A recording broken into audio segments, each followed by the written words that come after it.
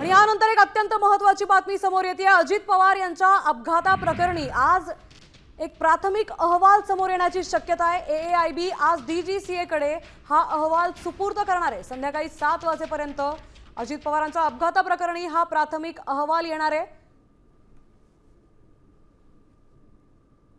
आता अजित पवारांच्या अपघाताप्रकरणी हा अहवाल आता डीजीसीए कडे सुपूर्द केला जाणार आहे।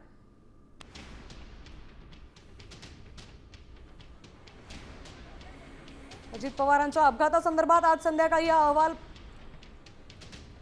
आपल्या प्रतिनिधी वैदेही काणेकर आपल्या सोबत जोडल्या गेल्यात। अजित पवार अपघातासंदर्भात एक आज महत्त्वाचा अहवाल समोर येणार आहे। वैदेही,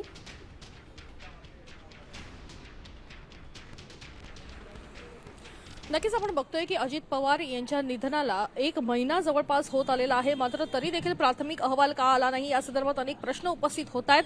हा अहवाल जो आहे तो आज संध्याकाळी 7 वाजेपर्यंत येणार असल्याची माहिती सध्या सूत्रांकडून मिळालेली आहे। आपण बघतोय की डीजीसीए एकूणच या सगळ्या प्रकरणामध्ये तपास करताना बघायला मिळत आहे। 2 दिवसापूर्वी डीजीसीएने एक अहवाल दिलेला होता, त्याच्यामध्ये व्हीएसआर कंपनीच्या विमानांसंदर्भात प्रश्न उपस्थित केले होते। व्हीएसआरचे 5 विमानं या संदर्भात त्यांनी बॅन केलेली बघायला मिळाली होती आणि आता अजित पवार यांच्या निधनासंदर्भातला जो अहवाल ज्याचा तपास एआयबी करत आहे त्या संदर्भातला अहवाल, प्राथमिक अहवाल जो आहे तो आज येणार आहे। त्याच्यामुळे नक्कीच एक महत्त्वाची बाब म्हणावी लागेल।